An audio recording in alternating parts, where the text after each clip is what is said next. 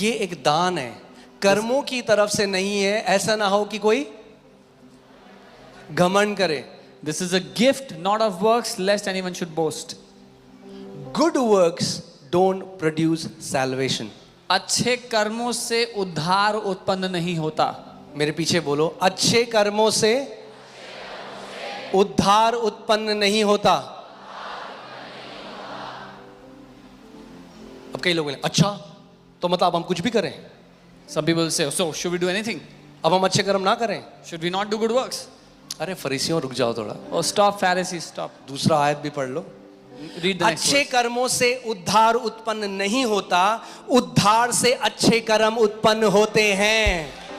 Good works don't give birth to salvation, but from salvation come out good works. For we are his workmanship, created in Christ Jesus for good works. क्योंकि हम उसके बनाए हुए हैं और मसीह यीशु में उन भले कामों के लिए सृजे गए हैं. Hear this. English Bible says salvation is not of good works, salvation is for good works. अंग्रेजी बाइबल इस तरह से कहती है कि उद्धार अच्छे कामों से नहीं होता, लेकिन उद्धार के बाद, उद्धार के कारण अच्छे काम उत्पन्न होते हैं.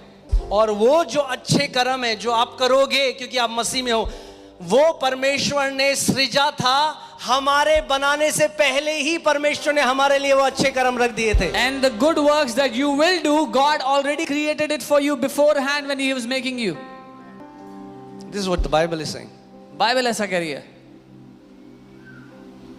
That means जितना आप मसीह को समझते जाओगे, सिगरेट भी छूटेगी, गुटखा भी छूटेगा, तंबाकू भी छूटेगी, व्यभिचार से भी बाहर आओगे, सारी चीजें अपने आप होंगी. जैसे मसीह को देखते रहोगे, उसके डील डॉल में बढ़ते रहोगे. The more you will keep growing in Christ, the more you will know Him, you will come out of all the addictions, you will keep on growing. As long as you keep your eyes on Him, you will keep on growing. अब देखते हो ना यहाँ पे गवाहियां आती हैं. You see testimonies after testimonies. हमारे पति 40 साल से गुटखा खाते थे, कुछ नहीं हो रहा था, यहाँ आए पहली बार में गुटखा फिर चलाते ही नहीं. क्या हुआ? जो शरीर नहीं कर सका वो अनुग्रह ने कर दिया. What जो 40 साल से व्यक्ति नहीं कर सका वो एक क्षण के अनुग्रह ने कर दिया. What flesh could not do, the Spirit has done. What 40 years the body could not do, grace has done. तो किसी को बोल के तू पापी है, अच्छा तेरे को क्या लगता है तेरे को आशीष मिल जाएगी प्रभु? So by telling someone you're a sinner, you think you'll be blessed? We have to tell you're a child of God. हमें उनको बताना है तुम परमेश्वर की संतान हो. आप परमेश्वर की संतान हो.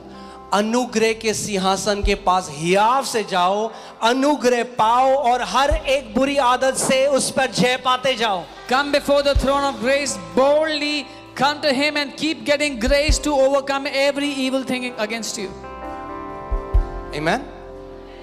Because the Bible says that the grace of God teaches us to say no to ungodliness. Bible बताती है परमेश्वर का अनुग्रह हमें सिखाता है कि हर एक बुरी चीज को ना कैसे यानी बोलना. कोई आदत है जिससे आप बाहर नहीं आ पा रहे हो, आप जाओ, पिता आप मुझसे प्यार, मैं आपका प्रिय बेटा हूं, मैं आपका प्रिय बेटी हूं, पिता मुझे अनुग्रह दे इस आदत से बाहर आने के लिए. There's any bad habit in your life, you go before the Father and say, Father, I am your son, you love me, give me grace to come out of this bad habit.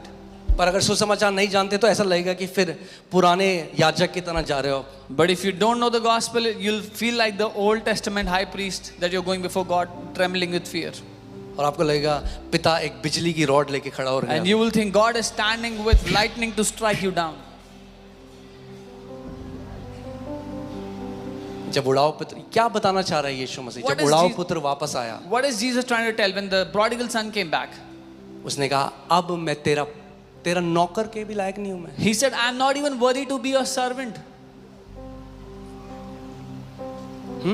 शैतान क्या बोलता है कई मसीहों को आज? What does the devil tell many तुझे क्या believers? लगता है परमेश्वर तुझे फिर माफ कर देगा? What do you think? God will forgive you again? कितनी बार माफी मांगेगा परमेश्वर? How many times do you want to ask God for forgiveness? वो क्या चाहता है कि What आप does- उस अनुग्रह के क्योंकि अगर अनुग्रह के सिंहासन के पास बार बार जाते रहोगे, अनुग्रह और दया को पाते रहोगे, तो कोई भी ऐसी बुरी आदत नहीं है जिससे आप बाहर नहीं आ सकते. What does the devil want? The devil does not want you to come before the throne of grace, because if you keep on coming before the throne of grace again and again and again, there will not be one bad habit that will remain in your life.